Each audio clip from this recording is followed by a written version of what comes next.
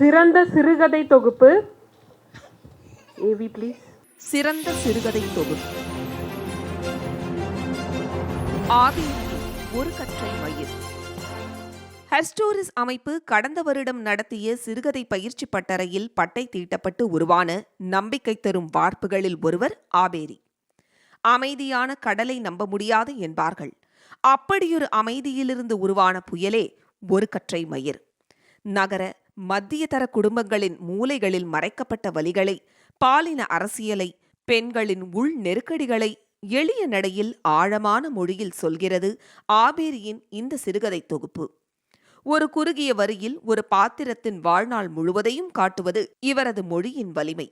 பேருந்துகளில் பெண்கள் படும் அனுபவங்களை, கட்டாய திருமணம் நிகழ்த்தும் வன்முறைகளை, சமூகம் திணிக்கும் பாலின கோட்பாடுகளை 5-6 பக்கங்களில் அரசியலாக வெளிப்படுத்தும் இந்த எழுத்தில் ஜீவனுள்ள பெண்மொழி பிரவாகம் எடுக்கிறது. தீவிரமான முதல் படைப்புக்காக சிறந்த சிறுகதை தொகுப்புக்கான பெண்ணெழுத்து விருது வழங்குவதில் அகமகிழ்கிறது ஹெர்ஸ்டோரிஸ்.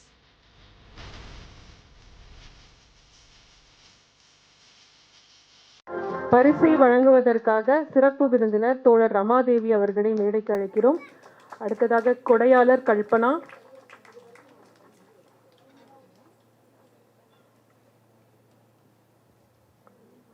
விருதின் பெயர் தமிழில் முதல் சிறுகதை எழுத்தாளர் சங்கல்பமும் சம்பவமும் கதையை 1913 ஆண்டே எழுதிய அம்மணி அம்மாள் பெயரால் அளிக்கிறார்கள்.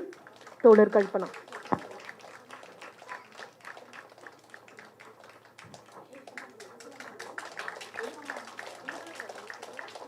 கொஞ்சம் முன்னாடி வந்து நில்லுங்க. ஆமா, அவளுக்கு டைம் ஆயிடுச்சு.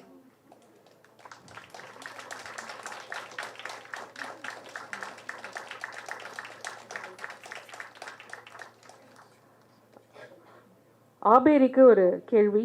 உங்கள் கதைகளில் வரும் கதை மாந்தர்களை எப்படி தேர்வு செய்கிறீர்கள் அல்லது எப்படி வடிவமைக்கிறீர்கள்? அதற்கான ஆய்வுகள் ஏதேனும் மேற்கொள்கிறீர்களா? அதேதான். ரொம்ப நன்றி. ஏன்னா நிச்சயமா அவங்களோட புத்தகம் நீங்க வாசிச்சீங்கன்னா அதுல இருக்க பெயர்கள் எல்லாமே டிஃப்ரெண்டா இருக்கும். அதை சொல்றேன்டா, சொல்லுங்கம்மா. ஸோ கதை மாந்தர்கள் பேர் அதுக்காக மெனக்கெடுவது உண்மைதான்.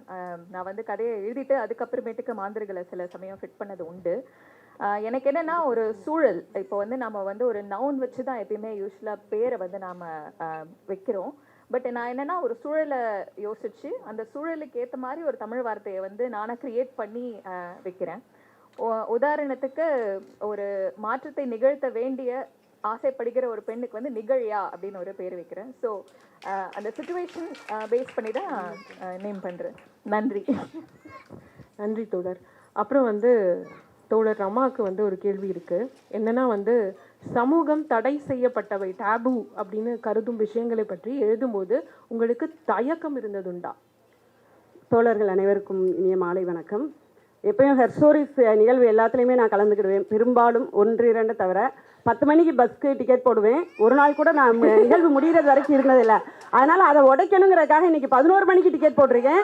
ஆனால் இன்றைக்கும் நான் முடிகிற வரைக்கும் இருப்பேனா அப்படிங்கிறது டவுட்டாக இருக்குது. ஸோ ஹெர்ஸ்டோரிஸ் நிறுவனத்தாருக்கு எனது முதல்ல நன்றியை தெரிவித்துக்கிறேன். பெண்களை எழுதுவதற்கு மிகப்பெரிய ஊக்கியாக இருக்காங்க.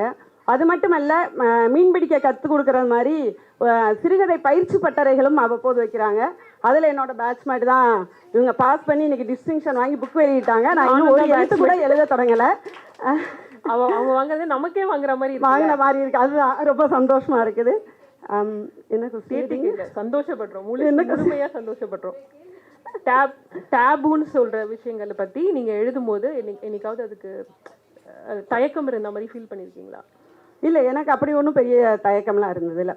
சாதாரணமாக எழுத ஆரம்பிச்சிடும். நான் முதல்ல ஹெர்ஸ்டோரிஸில் என்னுடைய 5வது நூல் வந்துச்சு. முதல்ல 4 நூல் ரொம்ப கனமான நூலாக இருந்துச்சு. அப்போ தான் நிவேதிதா சொன்னாங்க, நீங்கள் அதெல்லாம் உடச்சி எல்லா ஜானரும் எழுதணும் அப்படிங்கிறதுக்காக ஒரு பகடி இதை தான் எழுத சொல்லி எனக்கு அவங்க ப்ராக்டிஸ் கொடுத்தாங்க. எப்படிலாம் எழுதலான்னு டிஸ்கஸ் பண்ணி எழுதணும். அது அடுக்கலை டு ஐநா மிகப்பெரிய சூப்பர் டூப்பர் ஹிட்டு அப்படின்னு சொல்லலாம்.